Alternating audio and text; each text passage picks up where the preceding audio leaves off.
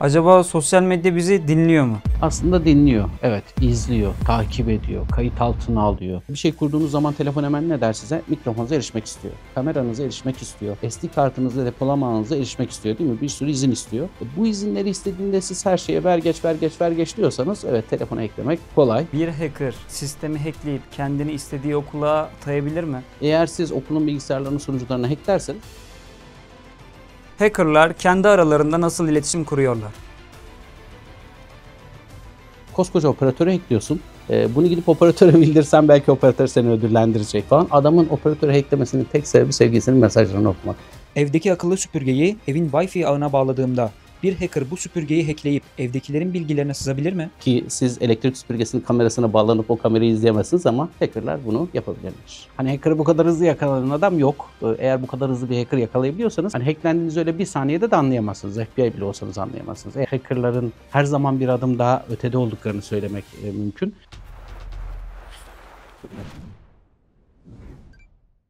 Sizi tanıyalım. İsmim Hamza Şamlıoğlu, 45 yaşındayım. Siber güvenlik alanında çalışıyorum. Evliyim. 2 de çocuk babasıyım diyebilirim hocam. Şimdi senden hacker sahnelerini izlemeni isteyeceğiz. Onları bizim için yorumlar mısın?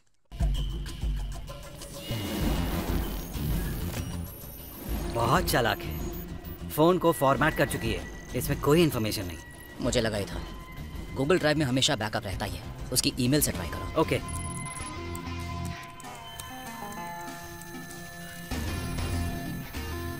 Yes, files का बैकअप मिल गया। कॉपी कर लो।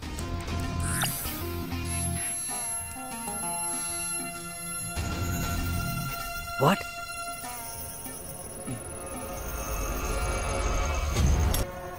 ये लड़की बहुत स्मार्ट है, हमसे एक कदम आगे चल रही है। सारा का सारा डेटा हैक कर रही है वो।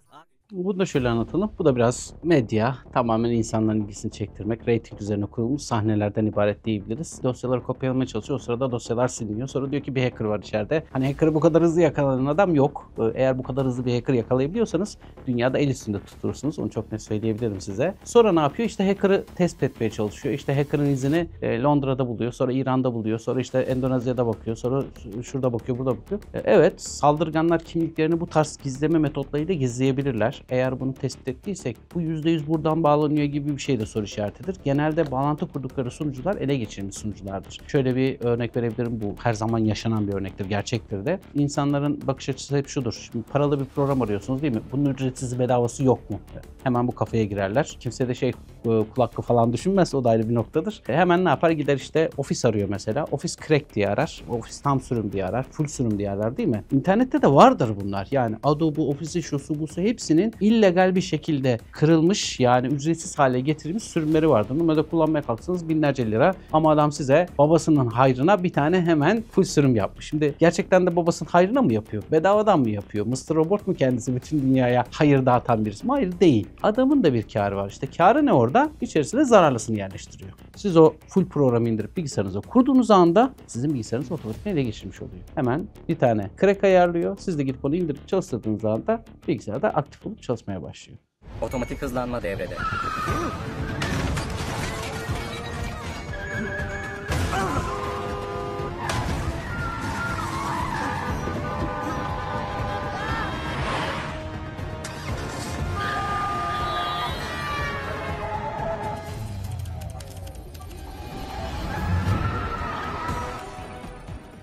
Şöyle özetleyelim. Ne yapıyorlar? İlk önce bir sistem üzerinden uzaktan kontrol edilebilen araçları ele geçiriyorlar. Artık günümüzde biliyorsunuz araçlar tamamen internete bağlı, uzaktan kontrol edilebilir bir hale geldiler. Ne yapıyoruz? İşte evimizden çıkmadan düğmeye basıyoruz. Çat, araba çalışmaya başlıyor. Arabaya bindiğimiz zaman o sımsıcak ya da hava sıcak. Hemen klimaları açtırıyoruz uzaktan. Otomatikman içeriye girdiğinizde serinliyoruz. Veya işte otoparka giriyorsunuz, düğmeye basıyorsunuz. Araba gidiyor, kendini park ediyor değil mi? Bunların hepsi elektronik sistemler sayesinde mümkün olan şeyler. Elektronik sistemler de internet açıksa, ki açmak zorundasınız.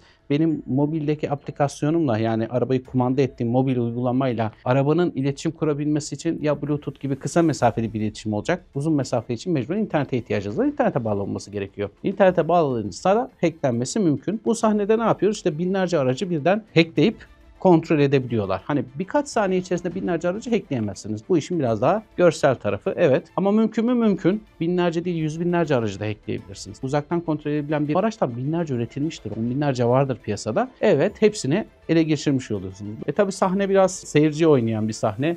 Bir anda bütün araçları sola kırıyor. İşte bütün araçlar hep beraber gidiyorlar. İşte hedefe odaklanıyorlar.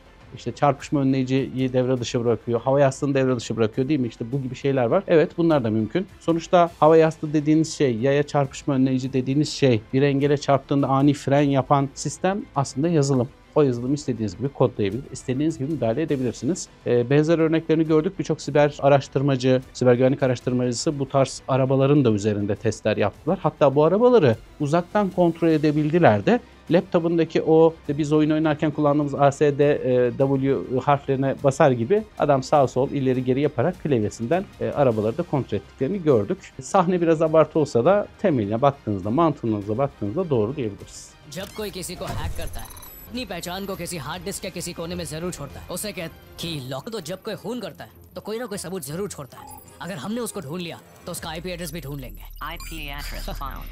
IP address मिल गया है अब उसे भी ढूंढ लेंगे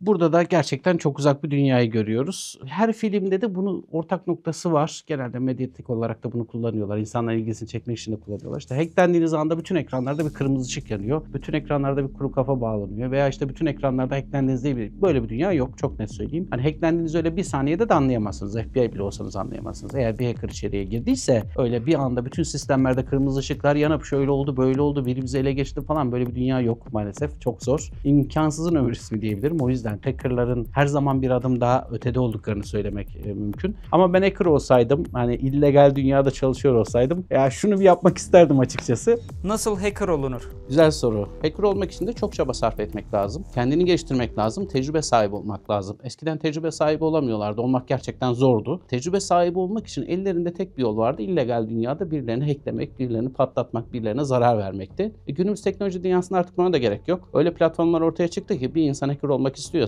sanal sistemler ayağa kaldırıyorlar. Bu sanal sistemlerde zaaflar koyuyorlar. Bu zaafları buluyorsunuz, puan topluyorsunuz. Yarışma haline getiriyorlar, oyun haline getiriyorlar. Karşılığında ödül verdikleri yerler var. Mesela Facebook, Instagram, Twitter, Google gibi platformlar şunu söylüyorlar. Diyor ki gel beni hackle. Bulduğun zafiyete göre sana artık para vereyim diyorlar. Bu hale geldiler. Doğal olarak da biraz daha günümüz teknoloji dünyasında kolay diyebiliriz. İşletim sistemleri diyelim. Bir Windows, bir Mac, bir Linux var değil mi? Bunların nasıl çalıştığını bilirseniz o zaman o cihazlara erişebilirsiniz. O zaman o cihazlara eriştiğiniz zaman yapabileceklerinizi bilirsiniz. Ben bir sisteme sızdığımda hakkında hiçbir şey bilmediğim bir sistemse çok fazla bir hareket yapabileceğim bir şey kalmıyor. Kırında öncelikle bir sistem bilmesi lazım. Akabinde bir network bilgisine sahip olması lazım. Database yapıları hakkında bilgisi olması lazım. Web dünyası hakkında, o web dünyası nasıl çalışıyor, altyapısında hangi kodlar var, o kodlarla neler yapılabiliyor bunları bilmesi lazım. Mobil diye bir dünya var karşımızda değil mi? Telefonlardan bahsediyoruz. Diğer yandan IoT dediğimiz cihazlar var artık. Her yerde internet var. Kameralarınızdan tutun da buzdolabınıza kadar her şey internete bağlanıyor.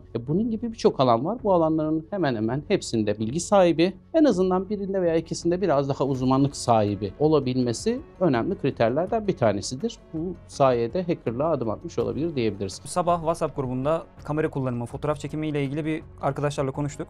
Ardından direkt Instagram'a girdim ve fotoğraf nasıl çekilir diye bir post gördüm. Acaba sosyal medya bizi dinliyor mu? Aslında dinliyor, evet, izliyor, takip ediyor, kayıt altına alıyor, verimizi işliyor ama bu bildiğimiz hani telefonu koydum, telefon mikrofonu açtı, beni birisi dinledi değil. Veyahut işte kameramı açtı, benim fotoğrafımı çekti gibi bir durum değil. Bunu çok net söyleyebilirim. Sosyal medyada her ürettiğimiz bir veri onlar için bir done. O veri üzerinden bazı çıkarımlar yapabiliyorlar. Evet, bizi takip ediyorlar ama nasıl takip ediyorlar? Bizim her gün gittiğimiz yerin fotoğrafını koyarsak bizim lokasyonlarımızı da otomatikman oraya vermiş oluyoruz zaten. Kendi elimizde bu takibi veriyoruz. İşte şu an Ankara'dayım, fotoğraf çek. Şu an İstanbul'dayım, fotoğraf çek. Şu an Hatay'dayım, fotoğraf çek. Şu an Van'dayım, fotoğraf çek. Hep de turistik yerlerde. O zaman bizi şu şekilde bir kural haline getirebiliyorlar. Bu adam sürekli gezer. Birinci madde. İkinci maddeye döner. Bu adam sürekli turistik yerlerde gezer. Şimdi üçüncü adımını tahmin edebilir misin? Evet, %100 tahmin ederim. Nasıl tahmin ederim? İstanbul'a gitmiş, Ankara'ya gitmiş, İzmir'e gitmiş, Hatay'a gitmiş. Gaziantep'e gitmemiş. Mardin'e hiç gitmemiş. Şimdi bu gidilecek olan lokasyonları bir bilgisayara mesela ChatGPT gibi bir yapay zekaya versem, desem ki bu adam şuraları gezmiş. Bu adama nereye önerirsin desem, gezdiğim yerlerin haricinde en popüler olan mekanları çıkartıp o popüler mekanların içerisinde en çok ziyaret edilen geri çıkartır. Bana der ki şuraya gitme olasılığı büyük bir ihtimal yüksektir. Bunu tavsiye et der, değil mi? İşte zaten bu tavsiyeyi yapıyor ve bu tavsiyeyi yaptığı anda beni dinliyor, beni izliyor gibi bir tribe giriyoruz. Hayır, böyle bir dünya yok. Şunu da söyleyebiliriz. Hani o kadar çok veri veriyoruz ki o veriden elde ettikleri datalarla sizin 6 ay sonra nişanlanacağınız veya evleneceğinizi tespit edebiliyorlar. Şivenizden sonuçta bir şeyler yazıyorsunuz, değil mi? O şivenizden lokasyonunuzu tespit edebiliyorlar. Şunu da yapabiliyorlar.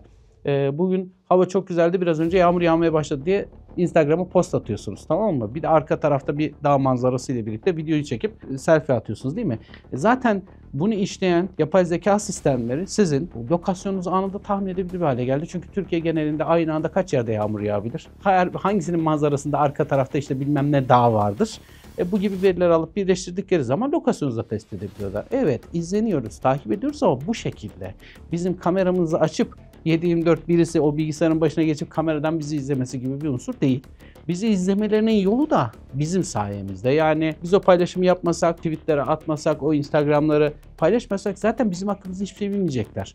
Ama bir Galatasaray fanıysak bunu bas bas belli ediyoruz. Bir Gezi hayranıysak bunu bas bas belli ediyoruz. Biraz da beğenilme ihtiyacı burada ön plana çıkıyor, biliyorsunuz. Doğal olarak sevdiğimiz şairleri, siyasetçileri, sanatçıları paylaşıyoruz. Siyasi fikrimizi paylaşıyoruz. Arkadaşlarımızı veyahut gittiğimiz okulu paylaşıyoruz. Dönüyoruz öbür tarafta ailemizi paylaşıyoruz. Namahremlerimizi paylaşmaya başladık artık. O kadar abarttık ki namahreme kadar girdik. Doğal olarak da bu sistemlerin başındaki insanlar para kazanmak için sizin bir sonraki hareketinizi tahmin edecek sistemler kullanıyorlar. O yapay zeka sistemleri de sizin 6 ay sonra evleneceğinizi, 1 yıl sonra bir bebek arabasına ihtiyaç duyacağınızı bildiği için 1 yıl sonra önünüze bir bebek arabası reklamı çıkartabiliyor. 6 ay sonra önünüze bir nişan alışverişi reklamı çıkartabiliyor veya WhatsApp'tan konuştuğunuz bir şeyin ardından 5 dakika sonra konuyla ilgili herhangi bir şey çıkartabiliyor. Bir de bu işi artık %60, %70 gibi oranlarda doğru tahmin ediyorlar. Hatta Amazon'un bir çalışması var, internet üzerinde okumuştum. İnsanların Amazon üzerindeki bir sonraki alışverişlerini tahmin ediyorlar. Bakın, daha alışveriş yapmaya karar vermedim. Böyle bir ihtiyacım yok. Ama Amazon benim yeni bir bilgisayara ihtiyacım olduğunu tahmin ediyor. Belki %60, belki %70 olasılıkla. Oturduğum yeri biliyor. Türkiye, İstanbul. İstanbul deposuna o bilgisayarı kargoluyor. Bir sonraki adımdan bahsediyorum size şu an. Ben sipariş verdikten 2 saat içerisinde siparişimi teslim ediyor. Amaç daha hızlı sipariş, daha büyük reklam, daha büyük gelir. Şimdi bunları yapabilir hale geldiler. Ama bunları yapabilir hale gelmenin tek sebebi biziz. Çünkü o datayı biz veriyoruz. Ne olacak ya şunu paylaşsam demek de bu iş maalesef buraya kadar geldi. Bir sonraki aşamasını tahmin edin. Benim bir sonraki alışverişimi tahmin edebiliyorsa benim duygu durumumu da tahmin edebiliyoruz. Sinirli misiniz, uysal mısınız, hareketli misiniz, kavgacı mısınız, siyasi görüşlerinizi tahmin edebiliyorlar. Seçimlerde bunun ne kadar büyük değerde bir veri olduğunuzu düşünün. Ki Trump seçimlerinde bunu gördük. Hatta büyük bir yankı olarak da basına geldi. Cambridge Analytica skandalı olarak da basına duyuruldu. Bunun üzerine araştırmalar da yapıldı, tezler de yazıldı, siber güvenlik uzmanları da bunun üzerine konularda birçok yerde atıflarda bulundular. Olay şuydu. Trump'ı sevmeyen siyahi dediğimiz bir kesim var, değil mi? Bu adamlar asla Trump'a oy vermek istemiyorlar. Adamlar çok güzel bir şey yapmışlar gerçekten de. Yazdıkları algoritmalar, sistemler sayesinde sizin kime oy verebileceğinizi tahmin edebiliyorlar. Sizin neyi sevdiğinizi tahmin edebiliyorlar. Sizi nelerin etkilediğini tahmin edebiliyorlar. Sizi manipüle ediyorlar. İş zaten bu dünyaya geldi. Hani o Instagram'da akan feed, TikTok'ta akan feed ya da Twitter'da akan feed sizin özgür alanınız değil artık. Eskiden özgür bir alandı. Neydi? İstediğim şeyi görürdüm ben orada. Takip ettiğim insanların dışında benim önüme bir şey gelmezdi, değil mi? Şimdi artık bu hale değil. Biraz daha iş siyasi hale veya dini hale ya da hükümetlerin veya FBI gibi örgütlerin elinde olan bir noktaya geldi. Artık orada özgür değilsiniz. Orada karşınıza çıkan timeline'da ben ne istiyorsam onu size gösterebiliyorum. Ya da doğru akarken ben onu manipüle edip yanlış akmasını sağlayabiliyorum. Trump'ta da bunu yaptılar. Siyah tenli insanları %70 oranda doğru tahmin etmişler. Bilgisayarın başındasınız. 3-5 paylaşım yapmışsınız. Instagram'da, şurada, burada, Facebook'ta. Sizin derinizin rengini doğru tahmin etmiş adam. Derinizin rengini tahmin ettiği zaman şunu söylüyor. Diyor ki Trump'a oy vermeyecek. O zaman ne yapayım? Karşısında kim vardı? Hillary vardı değil mi, Clinton? Hillary'nin yediği halkları olan sahte, fake haberleri timeline'ına düşürmeye başlıyorlar. Müthiş de bir para harcıyorlar reklamlara, biliyor musunuz? Bu Cambridge Analytica skandalında ortaya çıktı. Çok büyük paralar harcıyorlar o reklamlar için. Amaç şu: siyah olan adam eğer Trump'a oy vermeyecekse hiç seçime gitmesin. Bunun yolu Hillary'yi kötülemek. Sahte hesaplarla, sahte haberlerle, sanki Hillary röportaj vermiş siyah insanlara küfür ediyormuş gibi videolarla, sahte videolar önlerine düşürdüler. Adam oy vermeye gitmedi. Bazıları da gitti oy verdi, Trump'a oy verdi. Ya siyah bir adamın Trump'a oy vermesi akıl alıcı bir şey değil ama siyahların %8'ini etkilemiş. Siyah oy veren Amerika'daki vatandaşların %8'ini etkilemişler, Trump'a oy verdirttirmişler. Düşünün, o sosyal medyada hani özgürüm dediğiniz alanı bir düşünün. Bu alanda özgür falan değilsiniz çünkü o datayı siz verdiniz. Sizin derinizin rengini de biliyorlar, sevgilinizi de biliyorlar, karınızı da biliyorlar, nerelerde takıldığınızı da biliyorlar, hangi müziklerden hoşlandığınızı, hangi sanatçıyı dinlediğiniz, hangi siyasiyi sevdiğinize kadar her şeyi biliyorlar. Hacklenmek ne demek? Hacklenmeyi açıklamadan önce bir hack kavramından bahsedelim. Hack dediğimiz şey bir sistemin veya bir donanımın elektronik altyapısı olan bir cihazın zafiyetlerini bulmak demektir. Elbette ki yazılımların zafiyetleri var, donanımların da zafiyetleri var. Bu zafiyetleri bulup, test edip ortaya çıkartan kişilere biz genelde hacker diyoruz. Bu arkadaşlar farklı bakış açılarıyla bakarlar. Sistemlerdeki zaafları bizim bakabildiğimiz, görebildiğimiz gibi değil de daha farklı amaçlarla kullanabilecek şekilde baktıkları zaman bu zaafları ortaya çıkartabiliyorlar. Bu zaafların ortaya çıkartılma işlemi aslında hacklenmektir. Hacker dediğimiz adam da bu zaafları ortaya çıkartan adamdır. Legal dünyada ise iş biraz daha legale döner. Hacklemek ve benzeri kavramlar orada da vardır ama bu işi tamamen legal, yasal olarak yapılır. Örnek verelim. Bir üretici olduğunuzu düşünün. Bir bilgisayar üreticisiniz. Bir cihaz piyasaya süreceksiniz. Öncelikle ne yaparsınız? Bir beta testerlara cihazınızı test ettirirsiniz. Alfa testerlar vardır, sonra betaları gelir. Ardından sınırlı bir gruba test ettirirsiniz. Bunu yapmaktaki amacınız nedir? Cihazın zaaflarını ortaya çıkartmaktır. Elbette ki hackerlara da test ettiriyorlar bu sistemlerini. İllegal dünyada değil de legal dünyada normal, gerçek çalışan kişilere de sistemlerini test ediyorlar. Bu sistemler test edildiği zaman ortaya çıkan zaafları kapatıp ondan sonra son tüketicinin önüne çıkartıyorlar diyebiliriz. Buna şöyle bir örnek daha verebiliriz. Arabaları düşünün. Yeni çıkarttıkları araba markası, yeni çıkarttıkları araba modellerini giderler. NCAP adını verdiğimiz testlere sokarlar. İşte kaza testi, saatte 40 km hızla kamyona vurursa ne olur? Saatte 60 km hızla duvara vurursa ne olur? İşte bu testin sonuçlarını da bizim yayınlarlar. Ne derler? İşte içerideki kafes, çelik iskelet yolcuyu korudu. Yolcuya herhangi bir zarar gelmedi gibi. Sonra ne yaparlar? İşte pazarlama materyali olarak kullanırlar. Derler ki işte ölüm oranı çok daha az, güvenlik çok daha ön planda gibi. Aslında onların yaptığı da o sistemin zaaflarını bulmaktır. Bir duvara çarptığı zaman bir arabanın zaafı nedir? İşte ön tarafta bir kusuru vardır. Yolcu ezilir içerisinde. Bunu tespit eder, önlemini alır. Elektronik sistemlerde de bu tarz zaaflar var. Bunların hepsinde bir zaaf var. Bunları da aslında hacker dediğimiz kişilere verirler. Legal dünyada olanlara. Onlara test ettirirler. Onların bulmuş olduğu zaafları kapatırlar. Sonra da piyasaya sürerler. Öyle diyebiliriz. Bir hacker sistemi hackleyip kendini istediği okula atayabilir mi? Evet, sonuçta okul dediğiniz şey bir sisteme bağlı. O üniversitedeki notlar nerede tutulur? Okulun bilgisayarlarında tutulur, sunucularında tutulur. Eğer siz okulun bilgisayarlarını, sunucularına hacklerseniz evet o not sistemine de erişebilirsiniz. Bu bir okul olabilir, bir şirket olabilir. Dönüyorsunuz öbür tarafta bir kamu kurumu olabilir, bir özel sektör olabilir. Hiç fark etmez. Neresi olursa olsun. Altyapısında bir elektronik sistem varsa ve dışarıya bir şekilde açık bir kapısı varsa, yani internete bağlıysa, internet üzerinden birçok hacker bunu hackleyebilir ve içerisinde istediği herhangi bir sisteme herhangi bir şey katabilir, değiştirebilir, bozabilir, silebilir. Beyaz şapkalı hacker nedir? İllegal işler yapanlara genelde biz siyah şapkalı hacker deriz. Amacı sistemi bozmak, zarar vermek, illegal para kazanmak, insanları dolandırmak veyahut işte sistemlere zarar verip o sistemlerin devre dışı kalmasını sağlayan amaçtaki insanları biz genelde siyah şapkalı hacker olarak tanımlarız. Beyaz şapkalı hacker dediğimiz adamlarsa bu sistemleri koruyan adamlardır. Yani bu sistemlerdeki zaafları bulup üreticilere bildiren adamlardır. Büyük şirketler onları birilerinin hacklemesi için para öderler bu beyaz şapkalı hackerlara.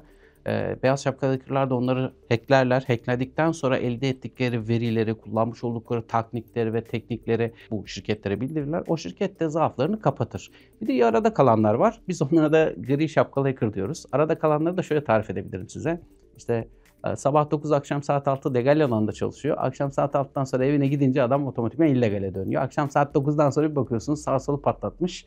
Sabah geliyor, mesaisi başladı, tekrar legal alanda çalışmaya devam ediyor. Bu tarz motivasyona sahip, bu tarz dünyada çalışan insanlarda biz genelde gri şapkalı hacker diyoruz diyebiliriz. Hackerlar kendi aralarında nasıl iletişim kuruyorlar? Genelde illegal taraftaki hackerları düşünürsek kendi aralarındaki iletişimleri Dark Web, Deep Web adını verdiğimiz o illegal dünyada kuruyorlar. Burada da birçok yöntem var. Onlar bizim gibi WhatsApp veya Facebook Messenger gibi legal uygulamalar kullanmak yerine biraz daha illegal veya özel programlara gidebiliyorlar. Çok büyük hacker grupları var. Kendi aralarında yazıştıkları uygulama, kendi yazdıkları bir uygulama. Ama bunun dışında genel olarak ağırlıklı bildiğimiz uygulamalardan hangiyle iletişim kurar derseniz genel olarak Telegram'ı kullandıklarını da söyleyebilirim. Demek değildir ki Telegram illegal dünyaya hitap ediyor. Hayır. Herhangi bir şeyi iletişim aracı olarak kullanmaları da mümkün. İletişimlerini genelde gizli kalmak isterler. IP adresleri gibi ele geçirilecek, yakalanabilecek olan bilgilerini saklamak isterler. Bu yüzden de kullanmış oldukları uygulamalar genelde onları anonimleştiren uygulamalardır diyebiliriz. Telefon hacklemek ne kadar kolay?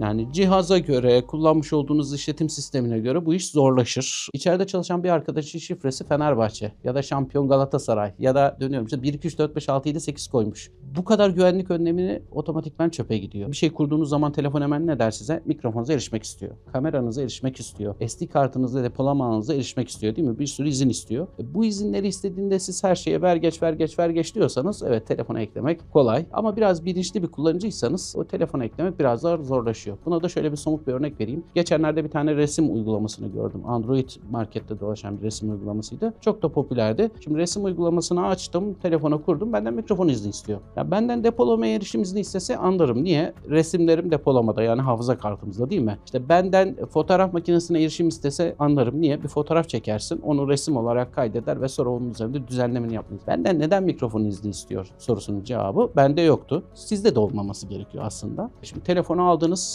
5 yıl önce. 5 yıldır aynı telefonu kullanıyorsunuz. 5 yıldır da güncellemiyorsunuz. Böyle düşünün. 5 yıl içerisinde teknoloji müthiş bir hızla ilerledi. Bu telefonun bir sürü zafiyeti birileri tarafından keşfedildi. Üretici ne yaptı? Dedi ki bak işte 11.2 sürümünü kullanıyorsun. 11.3 çıktı diye size uyarı gönderdi. Güncellemediniz. 11.4 çıktı güncellemediniz. 11.5 çıktı güncellemediniz. Yani o 5 yıl içerisinde herhangi bir güvenlik update'i de yapmadınız. Herhangi bir işletim sistemi update'i de yapmadınız. Telefonu güncellemediniz. Doğal olarak bir açık kapı olarak dışarıya bakan yüzünüz artık telefonunuz. Bir hacker bunu tespit ettiğinde, bir hacker bunu fark ettiğinde, bir hacker sizi hedeflediğinde o telefonun güncellenmediğini gördüğü zaman da çok kolaylıkla erişebiliyor. Deep Web nedir? Deep Web'e herkes girebilir mi? Deep Web ya da Dark Web dediğimiz platformlar aslında hackerların kendilerini anonimleştirerek anonim bir biçimde iletişim kurdukları bir yapıdır diyebiliriz. Biz genelde internetin karanlık dünyası diye adlandırırız. Normal kullanıcılar bu internetin karanlık dünyası dediğimiz yerlere girmezler veya giremezler. Bunu şöyle bir örnekle açıklayabiliriz. Normalde bizim kullanmış olduğumuz internet dünyasını biz legal olarak tanımlarız. İşte com uzantılı, com.tr uzantılı, net uzantılı, org uzantılı bir sürü internet sitemiz var değil mi? Bunun yanı sıra da işte Facebook, Twitter gibi böyle değişik platformlarımız var, iletişim kurduğumuz. Messenger'larımız var, mesajlaştığımız WhatsApp gibi, şu gibi, bu gibi. Hackerların da bu tarz iletişimlere ihtiyaçları var. Ve genelde bu tarz iletişimleri illegal dünyada, illegal iş yapan adamlar anonim kalarak yapmak isterler. Deep Web, Dark Web adını verdiğimiz platformlar da onların biraz daha anonim olarak kalabilmelerini sağlayan, daha rahat hareket edebilmelerini sağlayan, yakalanmalarını zorlaştıran ya da imkansız hale getiren platformlar diyebiliriz. Duyduğun en ilginç hackerlık vakası nedir? Bir framework, herkesin kullandığı bir framework, bir altyapı, yazılım. Adam bu altyapıyı, yazılımı hackliyor. İçerisinde bir tane arka kapı koyuyor. Kimsenin haberi yok. Ben şurayı hackledim, ben burayı hackledim, ben şu adamlara alt üst ettim gibi herhangi bir şey de yazmamış. Sisteme dokunmamış, zarar vermemiş, herhangi bir şekilde sistemin aksamasına neden olmamış. Sadece gitmiş altyapının içerisine, bu kullandığımız sistemin içerisine çok güzel bir tane arka kapı yerleştirmiş. Şimdi milyonlarca insan kullanıyor bu altyapıyı. Ne yapıyorsunuz? İşte internet sitesi kuruyorsunuz değil mi? Hemen gidiyorsunuz o hazır bir sistem alıyorsunuz. Ya da ne bileyim bir tema alıyorsunuz. O temayı hemen editleyip kendinize kullanıyorsunuz değil mi? Adam gerçekten de mükemmel bir sistem kurmuş. Herkes alıp kullanmaya başladıktan sonra milyonlarca insanın bilgisayarında bir arka kapı oluşuyor otomatikman. Ve bu milyonlarca insanı birkaç saniye içerisinde adam hacklemiş oluyor. Ne yapıyorsunuz? Gidip alıyorsunuz, kullanıyorsunuz. Şimdi hacklendiğini biliyor musunuz? Hayır, bilmiyorsunuz. Adamlar da bunun farkında değil. Siz ücretsiz bir sistem alıyorsunuz ve bu sistemi kuruyorsunuz. Üzerine geliştirme yapıyorsunuz vesaire ama adam size hacklemiş oluyor. Tabii 1,5-2 milyon insan kullanmaya başladıktan sonra bu ortaya çıkıyor. Ve bu ortaya çıktığı zaman da bütün herkes hacklendiğini fark ediyor. Tabii o sistemlerde ne vardı, ne yoktu, nerelere girdi bu adam, nerelere çıktı? Gerçekten de büyük soru işareti. Bunun yanı sıra mesela daha çok aklıma geliyor. Amerika'nın koymuş olduğu arka kapılar var sistemlere, donanımlara. Bunlar işte Wikileaks gibi belgelerin ortaya çıkmasıyla birlikte bütün dünyada görüldü, duyuruldu. Bazı üreticilere baskılayarak arka kapı koyduklarını görüyoruz. Şimdi bir tane hacker bunu keşfetmiş. Hiç kimseye söylemiyor. Adam bu arka kapıyı kullanarak sistemlere ekliyor. Yani gerçekten de takdire şayan. Hani biri bulsa bunu çıkar der ki işte Amerika arka kapı olmuş, şu bilgisayarı almayın, şu yazılımı kullanmayın vesaire diye ortalığı ayağa kaldırdı, değil mi? Adam hiç sesini çıkartmıyor. O zafiyeti bulmuş, kullandıklarını biliyor. O da bir şekilde bunu ele geçirmiş ve çatır çatır sistemlere girip çıkıyor.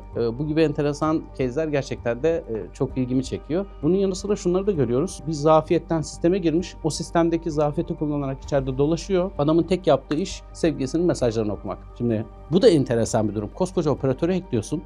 Bunu gidip operatöre bildirsen belki operatör seni ödüllendirecek. Bunu gidip ortalıkta yaymaya kalksan operatörler kendilerine çeki düzen verecek. Kıyamet kopacak, ortalık kaynayacak. Adını yazsan müthiş bir ego tatmini olacaksın falan. Adamın operatöre hacklemesinin tek sebebi sevgilisinin mesajlarını okumak. Giriyor, koskoca operatöre ekliyor, sevgilisinin SMS mesajlarını okuyor, ondan sonra da çıkıp gidiyor. Böyle enteresan şeyler de görebiliyoruz maalesef. Yakaladığın bir hacker ile sohbet ettin mi?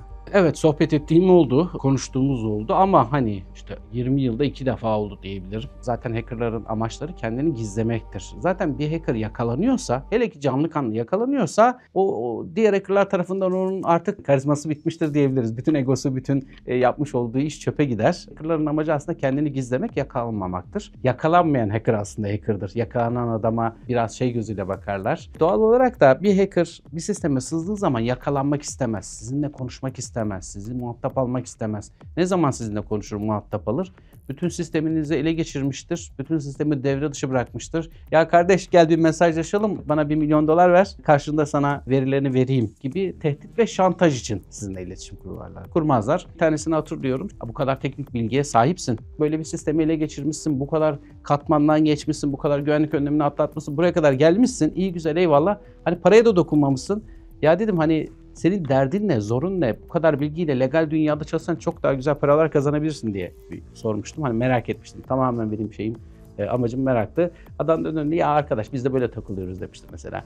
Yani bakış açısı bu. O adamın yapmış olduğu bu illegal hareketi durdurmak zorundayız. Amacımız onunla sohbet değil, iletişimini kesmek, sisteme verdiği zararı durdurmaktır. Bir ülkeye siber saldırı yapıldı diyelim. O ülkeye en fazla ne zarar verebilir? Bundan 30 sene önce, 40 sene önce de çok büyük zararlar vardı. Şu anda var. Telekom altyapısını düşünün. Örnek veriyorum. Şu an kullanmış olduğunuz bütün bankacılık sistemi bu sistemler üzerinde koşuyor. Telekom altyapısını çökerttikleri andan itibaren veya internet altyapınızı çökerttikleri andan itibaren ne post cihazları çalışır ne bankalar çalışır. Öyle düşünün. Şimdi bir ülkede post cihazlarının çalışmaması veya bankaların çalışmaması demek kıyametin kopması demektir zaten. Başımıza da geldi geçtiğimiz yıllarda, belki hatırlarsınız. Post cihazları çalışmamıştı. Web sitelerine erişemiyorduk bankaların. Hatırladığım kadarıyla ODTÜ'ye yapılan bir siber saldırıydı. Com.tr uzantılı web siteleri hedef alınmıştı. Hiçbir bankaya da erişemiyorduk. Benzinliğe gidiyorduk, işte benzin alacağız. Post cihazı çalışmıyor. Alamıyorsunuz. Yanımıza nakit taşımıyoruz. Düşünün, böyle durumlar var. Bu sadece ve sadece finans sektörü. Bunun yanı sıra altyapıları düşünün. Enerji sistemlerini, doğalgaz sistemlerini, bunların hepsi artık bilgisayarlar üzerinden idare ediliyor. Yani kimse artık kalkıp İstanbul, Pendik'in vanasını aç kapayla uğraşmıyor. Manuel olarak bir vana çevirmiyorlar. Belki 40 yıl önce, belki 30 yıl önce evet bu şekilde manuel sistemler vardı ama bugün artık yok. Suudi Arabistan'a yapılan bir siber saldırıyı hatırlıyorum. O da uzun bir zaman oldu. Belki 20 yıl olmuştur. Aramco ismindeki çok büyük bir petrol şirketiydi. Amerikalı hackerlar saldırdılar. Saldırıda bütün petrol sistemlerinin pompalarından tutun vanalarına kadar her şey devre dışı kaldı. Petrol üretimi durdu ve piyasalarda hızla petrol fiyatları artmaya başlamıştı. İşte Allah'tan onlarda o zaman vardı. Manuel kontrol sistemleri de vardı. Her şey tam otomatik değildi. Tam otomasyon değildi. Bilgisayarların tamamı devre dışı kalmıştı. Yaklaşık 2000 civarında hatırladığım kadarıyla bilgisayar devre dışı kalmıştı. Onlar da gidip manuel olarak saha ekiplerini görevlendirdiler. Saha ekipleri gidip manuel olarak petrol tesislerinin çalışmasını sağladılar.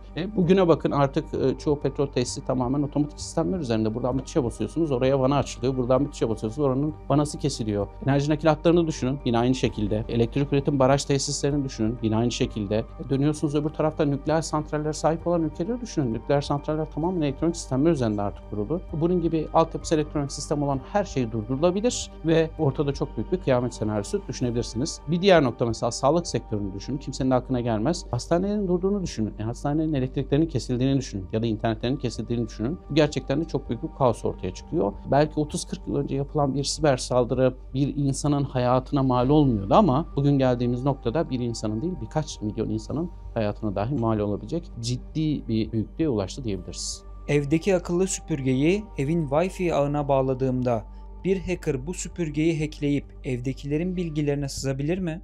Mümkün, sızabilir. Hatta bunun testleri ve denemeleri de yapıldı. YouTube'da da bunun birkaç videosu da var. Bazı siber güvenlik araştırmacısı, hacker arkadaşlarımızın yapmış olduğu araştırmalar da var. Evin internetine bir şekilde bağlantı kurduğu andan itibaren o internete bağlı olan cihazları bulmak aslında çok kolay. Cihazları bulduktan sonra da yapacakları ilk iş o cihazda bir zafiyet var mı? Süpürgeyi düşünün. İşte 5 yıl önce aldığınız bir süpürge veya 3 yıl önce aldığınız bir robot süpürge. 3 yıldır ne yazılımını güncelliyorsunuz değil mi? Ne herhangi bir şey yapıyorsunuz. 3 yıl içerisinde bir sürü zafiyet ortaya çıktı. Bir sürü teknoloji gelişti. Hackerlar da bunları kullanıyorlar. Ne yapıyorlar? 3 yıl önceki bir zafiyeti, 2 yıl önceki bir zafiyeti kullanarak cihaza sızıp o cihazın bütün kumandasını ele geçirebilir bir hale geliyorlar. Şimdi o cihaza sızdığı zaman ne olur? İşte süpürgem benim ne olacak ya? Süpürgeye sızmış falan demek de olmuyor. Siz o süpürgeyi evde kullanıyorsunuz. Yatak odasına giriyor, bir lavaboya giriyor, çıkıyor işte balkona gidiyor, öbür odaya gidiyor. Üzerlerinde de bunların kameralar var, sensörler var. Kamera olduğu zaman bu kamerada kayıt yapabilir. Sensörler olduğu zaman etrafı algılayabilir. Kullanmış olduğu haritalama sistemini öğrenebilir. Bunun gibi birçok şeyi aslında kullanabilir. Bizim belki yapamayacağımız şeyleri ki siz elektrik süpürgesinin kamerasına bağlanıp o kamerayı izleyemezsiniz ama hackerlar bunu yapabilirler. Telefonunda ve bilgisayarında önemli dosyaları olan biri kafeteryaya gidip oranın internetine bağlanması sağlıklı mı? En büyük problemlerden bir tanesi de bu. Her zaman da şunu söyleriz. Açık Wi-Fi alanı dediğimiz oteller, kafeteryalar, havaalanları, otobüs terminalleri gibi yerlerdeki Wi-Fi'leri mümkün olduğu kadar kullanmayın deriz. Çok elzem bir ihtiyacınız vardır, orada kullanırsınız. Bu ayrı bir noktadır ama yapacağınız iş orada önemli. Mesela açık bir Wi-Fi alanında o Wi-Fi parolasını herkes biliyor demektir. İçeride de bir tane saldırgan olabilir. Ben şimdi bankacılık işlemi yapıyorsam bankacılık şifrelerimi kaptırabilirim. Bilgisayarıma sızılmasını sağlayabilirim. Facebook, Twitter, LinkedIn, Instagram gibi platformlarda dolaşıyorum değil mi? Bunların parolalarını kaptırabilirim. Beni illegal bir sayfaya yönlendirip o sayfa üzerinden bilgilerimi alabilir. Bu gibi birçok saldırıyı aslında çok daha rahat yapabilir. Kritik işlemlerinizi yapmayın deriz. İşte sosyal medya hesaplarınızı giriş yapmayın, e-maillerinizi okumayın, bankacılık işlemlerini yapmayın, kredi kartıyla bir yerden gidip alışveriş yapmayın ki kredi kartı bilgilerinizi dahi kopyalayabilirler. Hayalhanem hakkında ne düşünüyorsunuz? Vallahi hayalhanem hakkında çok şey düşünüyoruz. Düşünmediğimiz şey kalmadı. 10 yıldır da buradayız çok şükür. Belki daha fazla olmuştur bilemiyorum. Bütün hayatımız burada. Zaten hayalhanemle tanıştıktan sonra, oradaki sohbetleri dinlemeye başladıktan sonra siz bütün her şeyinize yön veriyorsunuz. Her şeyiniz değişiyor. İşte iş hayatınız değişiyor, bakış açınız değişiyor, ticaretiniz değişiyor, sokakta yürürken insanlara bakışınız bile değişiyor. Doğal olarak hayalhanem bizim için bambaşka bir dünyada. Çok şükür buradayız. İnşallah da burada olmaya devam edeceğiz diyebilirim.